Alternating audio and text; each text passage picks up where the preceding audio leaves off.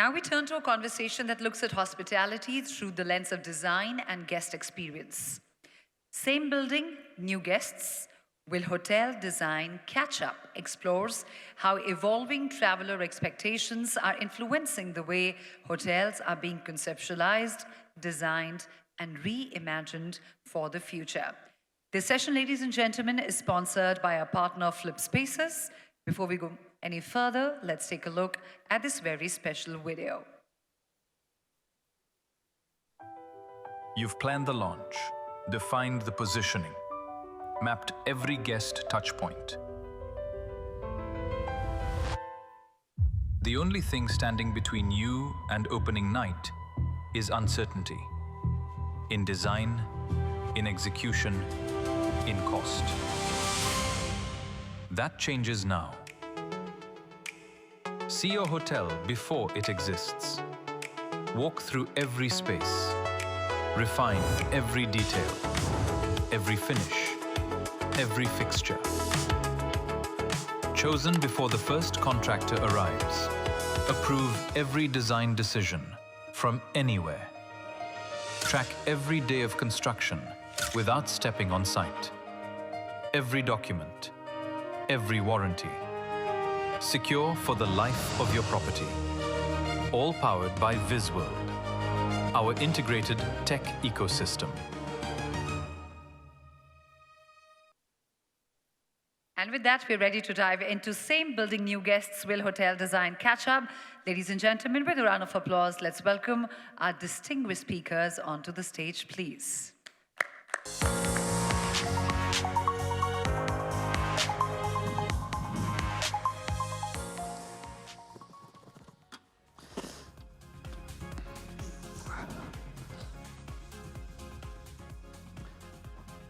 Good afternoon. I think so. I welcome my colleagues who have been probably experienced in design, especially in hospitality for the last couple of decades. And I think so what we are here to discuss is, which is an important aspect of how design progression has happened and how it will keep on happening. I think so.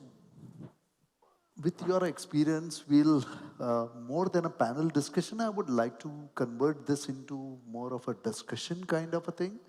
So I'm just trying to understand that we all have seen a decade, probably in 90s and 2000, where hospitality was in very nascent stage. And it was just about, since then, and today, what kind of difference do you find from there and then today? Amit, Rashna, you can, both of you can just plug in. So, I think in 90s and 2000, the time that you're talking about, physical hardware was the most important aspect of hospitality. Everyone was focused on what the product was.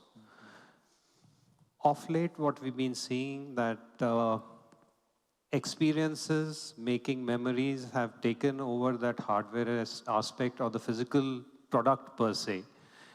People are paying for experiences, not for superficial physical product anymore. So I think that's the major difference that has happened. Very good. Nice. What about you, Rashna? What do you feel about it? So I think that hospitality has always been about people. And what has probably happened over the decades is that the people have changed and what they use have changed. The end users, of course, both the staff behind as well as the guest, their aspirations have changed. And architecture, be it hospitality or any other project, needs to cater to the human. From that angle, what is this new end user? This new end user is emotionally sophisticated, is experience-driven, is globally benchmarked and aware, and he's digitally empowered. When this combination happens, his aspirations also change. Like Amit said, that from just getting the social agencies right of a hotel, getting a wow experience, the user now is not coming to a hotel to see how it looks, but how it works. So great. I think so. Both of you have a very strong point on this aspect of hospitality. But do you think that there is a huge bunch of old hotels which are there, and especially in the budget and the mid segment of hotels, are there are they really adapting to the new kind of trends, new lifestyle, which today's lifestyle or today's travelers requirement? Yes and no. There are some who are trying to keep up pace with the times and with the new generational expectations of the market. But there are some, obviously, given we're talking about budget and mid-market placement of hospitality products, their cost always becomes a constraint. But having said that, we firmly believe that design brings value. In a very limited cost, you can do a fantastic experiential product. Doesn't require you to spend for luxury to be able to achieve that for the new Gen Zers who are your primary target market that we're talking about. So just to give you an example, Hyatt Place, Jaipur, that we designed and opened some 3 years back. Very Gen Z driven design.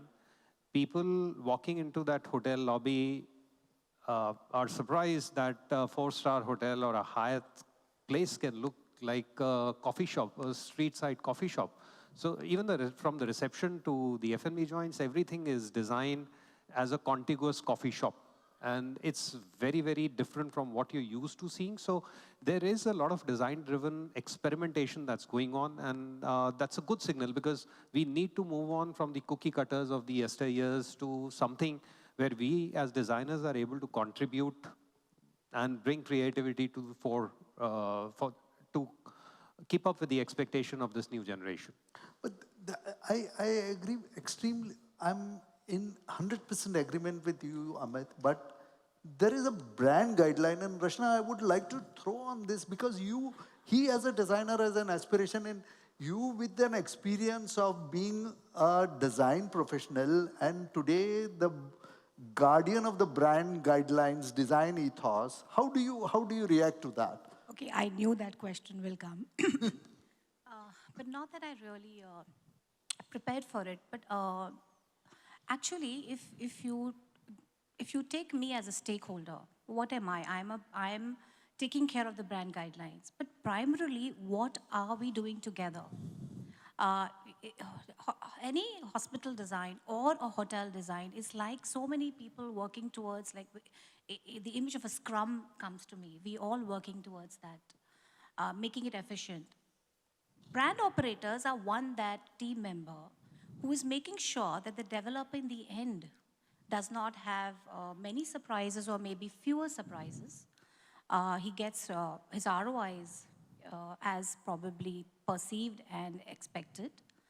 A frugal asset which he can maintain, and of course fulfill the guest aspiration. Over the years, what I do feel is that I think we are not looking only at our front stage. Opulence was the key of these old hotels. What we now, of course, are paying attention to is what's happening in the backstage a little more.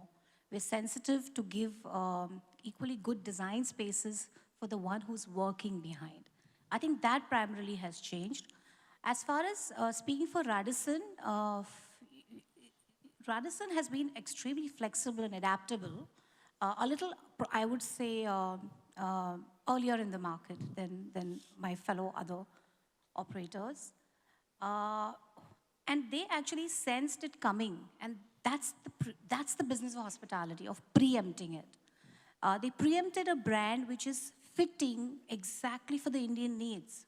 So we actually worked out a brand guideline which will suit the Indian developer, end user as an Indian developer. Yes, also, I'll just add one more part, is that the developers, at many times, they want to add facilities in. So from that aspect, today, if I may value add as a brand guardian, we have a mixed bag of opportunities. And we understand the pain points. And gradually, we're trying to change the image for each segment of a user. It's not happening slow. I feel it's already happened. But I have a little point to be brought here is very, very important. Today, he spoke about Gen Z. I think so. We are no more in Gen Z environment. We are in Zen Alpha, and now we are talking about some beta or whatever. Maybe I don't know even the terminologies, because drastical movement in terms of development of lifestyle has happened. We have been seeing people coming in from well-dressed to jeans to capris to now coming in shorts, and they don't want timelines, they don't want, so these lifestyles are different. And do you think of a designer coping with them? I feel there are so many brands, there are so many properties where their check-in is happening at the bar counter. Check-in, the reception and the kind of, so it's a very young environment, it's a very vibrant environment. So, for example, a brand like Moxie. So that makes a lot of difference as such. So what do you feel about that? How are we coping with that speed? Well, because I'm relatively new to this segment, apart from my fellow panelists who have had years of experience, I'm a technology person. If I have to break it down as a software stack, and I was having a colloquial conversation with my dad, he's touching 80 now. I just asked him before coming here, trying to prepare for something like this, how do you define luxury?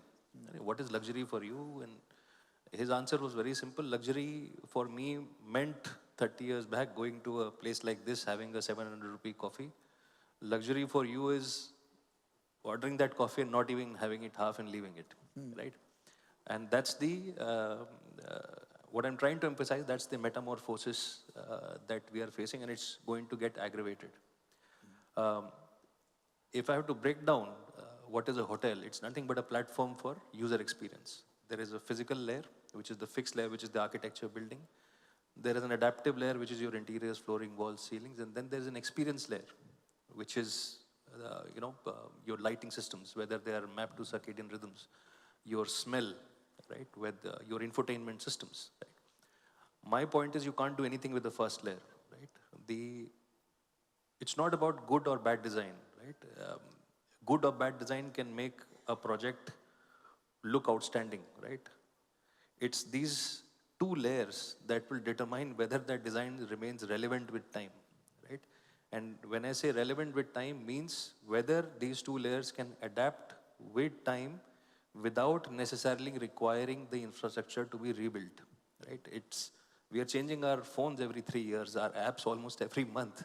You can't wait for a hotel to rebuild after 10 years, right? And that, I think in that gestation cycle, we are laggards, right? It'll need to start with the whole process of designing, using these innovative virtual walkthroughs that necessarily do not require 6 months of design. That design will possibly get shortened to 2 weeks with the way things are going. We've already made applications. Sometimes have sleepless nights that possibly artificial intelligence in a year or two might even replace what we have built over 6 years, which is a very powerful application right now, right? It will then power your precision manufacturing, your parametric design, where you can create detailed drawings without requiring an interior designer or architect to sit on it, and then going to 3D modeling and precision manufacturing happening off-site, right? Just to give a very simple example, why are we even thinking of, requiring an electrical connection for a light? Light can run on power over Ethernet. It's a very prevalent concept. You don't require very heavy bulkheads for electrical connections, right? Now, this is the change it will need for, I think it'll happen over time, but somebody who latches on to concepts like this will be able to adapt very, very fast to changing user behavior, right? So it's concepts like this which will help you adapt very fast and conform to changing user behavior, because user is not going to, will keep on changing. As you mentioned, then the alpha, beta, theta will keep on coming. So design can only make you, give you maybe a temporary kind of excitement, but relevance will be determined by how we are building the ecosystems around it. So I think so. The 3 and 4 star hotels which we are talking about, the mid-segment hotels which we are talking about, they are all supposed to have an adaptable spaces, something which is so flexible that we should be able to plug and play anything at any time. So it doesn't require like what he was saying, mentioning about a hardware change, but it can, the soft changes can create a different experience. So do you think there is a live project example which you can quote about it, Amit? Something which comes to your mind that this was something which you did a decade back and then you redid this, something on that line? I think I'll approach it from two parts. I'll move on from that mid-market segment from my experience of luxury. So classical luxury, as it was defined some years ago, we handled Taj Rambagh Palace, very serious design consideration, very serious design discussions, and everything was serious about the project. We stepped as a designer for Six Senses, Fort Barwara, and we were asked to unlearn whatever we had learned about luxury. And they said, have fun. Don't be boring. Bring quirk in your design. We love that. Our seasoned travelers love that. The new generation loves that. So I think that's a generational shift that has happened, and it's a paradigm shift purely from a designer also. We've learned that design need not be serious to be luxury. It needs to be fun and quirky now to be luxury. We're hitting the other spectrum. And to answer your question straight away, I think the lobby spaces that we see today, and I'll quote some examples, they are as flexible as you can get in today's environment, where the boundaries between where a F&B joint starts, where the lobby ends, revenue generating, non-revenue generating, everything has to blur. You are having a cup of coffee in the reception area, you're working on a laptop in your coffee shop, you don't know where you are. It is a multi-use space. So you can't define watertight compartments in a hotel anymore. I absolutely agree with you, because I think so. I don't remember how many years back, but at least in last 5-7 years, I have never sat on a writing desk to use my iPad.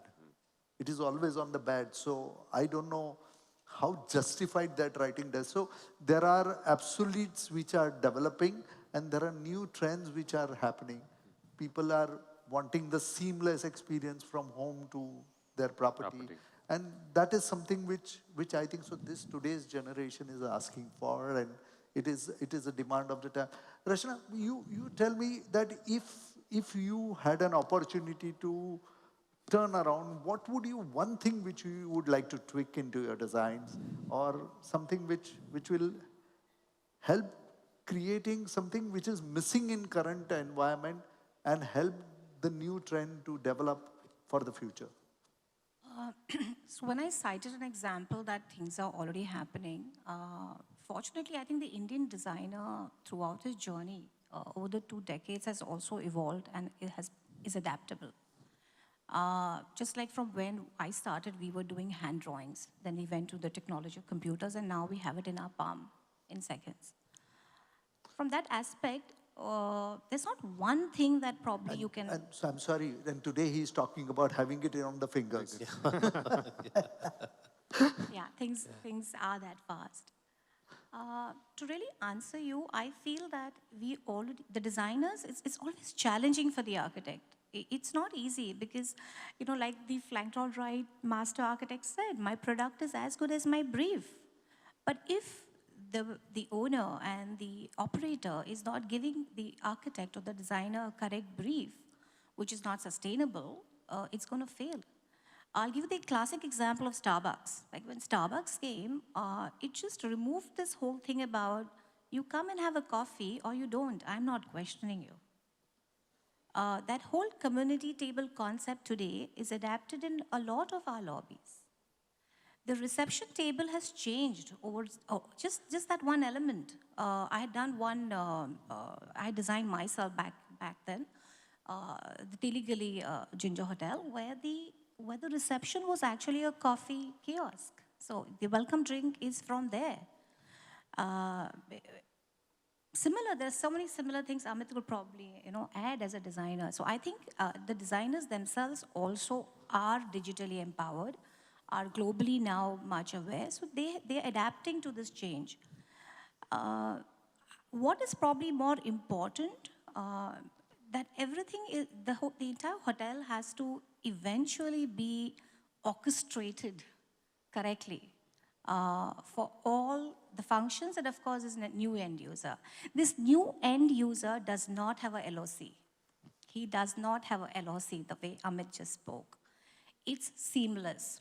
He does not want to navigate the hotel. He wants the hotel to navigate. I think that understanding, if a designer brings in early on, he can then create these experiences which Amit just highlighted. So I will agree with you. Nobody in today's generation wants to be guided even in shopping. They would like to be on their own.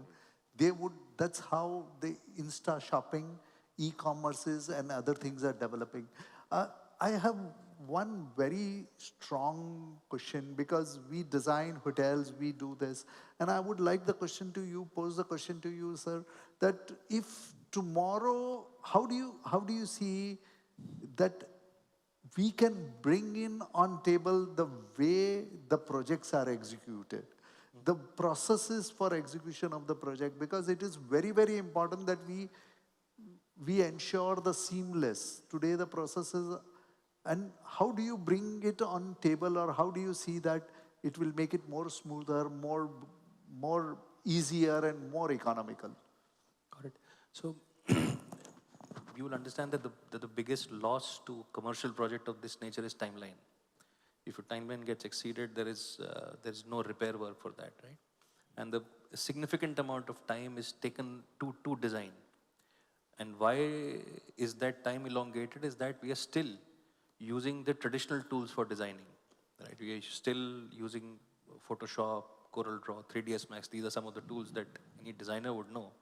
A fundamental question that I asked was that these tools were made in the 1960s and 70s by Adobe, and they were never made for the real estate industry. They were made as graphic user interfaces. So just to ask a very simple example, let's say you want to put a Kajaria tile in a 3D render and want to show the client. Does Photoshop give you that power to do that readily? It does not do that, right? You have to actually create a swatch and then you put all the technicalities around it, right? There are no tools that help us design faster. So the first process is, can we create technologies, or are there technologies in place that help us design faster? When I say design faster, start from the layout perspective and then move to the layer where you have to actually generate 3Ds, which is the most time-consuming part of a project. An aspirational project cannot just be visualized in brain, you need to see it, right? Can we create digital twins out of it, which is exactly what we do, that, the client who can actually navigate 100,000 square feet workspace or a hospitality project, look at each and every nook and corner, right? Because the usual BIM tools do not allow that. The BIM tools can possibly allow you to see truss structures and superstructures, but not the interior finishes. Can you see all the interior finishes in detail? Can you differentiate, let's say, a satin fabric from a linen fabric? Because that's what will determine the look and feel. If that cycle gets shortened by the use of technology tools, I think the battle is half won. Right? And then if that goes right, there are technologies to power the production of it, right? There are tools which are BIM-powered applications where you, as I mentioned, you can create detailed drawings out of 3D renders. You don't need to, really have somebody work on it for 10 days for accuracy, right? And then same goes to an off-site manufacturing. Most of the manufacturing should be happening off-site if it's a large-scale project. That's the key to delivering the site faster. When it comes to the internal, now this is the external part of it. When it comes to the internal functionings, you will understand that the other cost of a project is the manpower cost that goes into it, right? because projects like this can only be governed and powered by very skillful architects. You cannot have somebody who's 5 years of experience do a project like this, right? The capability of that person to handle multiple projects will also be enabled by the use of technology, right? This bigger project, I mean, hospitality project, why do you actually need to go on site to review the project? Is the fundamental question. I mean, we are living in a place where, trains are operating at 600 kilometers an hour. People are making videos of flights from trains, and we're talking of being physically present in the site to review a project. It's crazy, right? So that's the project management part of it. There are tools wherein you have a render. We have created those applications where all our project managers, they just need to go and stand at the layout, take a photograph, then that photographs get auto-tagged to the render. All you need to see, a sane project management mind can see key, this is my render, this is the actual photo today, map the photos maybe 3 months back and see key what has gone right on site. Right? And I mean, there are different technology stacks. So that's how I see a small change affecting the project timelines and quality. So I'm really very sure that Amit, myself, we are all into it. We are all trying to squeeze the time as much as possible. There are tools which everybody wants to use in this time when there is so much of work which is industry, it's floating around. We all want to execute it better. I will come back to you separately on apart from that because everybody is trying to use AI, everybody is trying and get something on the hand where they could churn out designs faster. But there are certain other challenges which we are facing, and if you can find a solution for us, I think so everybody here would be very happy about it. Anything you would like to add? I'd like to take your last question, very quick 2 bits. So one of the spaces in hotels which I think need a major overhaul is where we're sitting. The banquet hall and the pre-function spaces or function rooms, the way we perceive it, if the brand guidelines, as you mentioned, they allow us the flexibility. We're experimenting on a couple of projects on organic shaped banquet halls or function spaces which are surrounded by water, close to nature, an antithesis of what we're experiencing right now. So I think this, given the MICE thrust in the hospitality sector today, we need that experiential space to flow in these spaces, and that's the call of the design. No AI can help you there, I can guarantee that. I'm in 100% agreement. We just did something which was, it was a large multi-purpose space which was oval in shape, and it got so I think so we all need to think beyond our boundaries in order to move along with the fast space of this lifestyle and changing lifestyle and requirements and needs of today's traveler.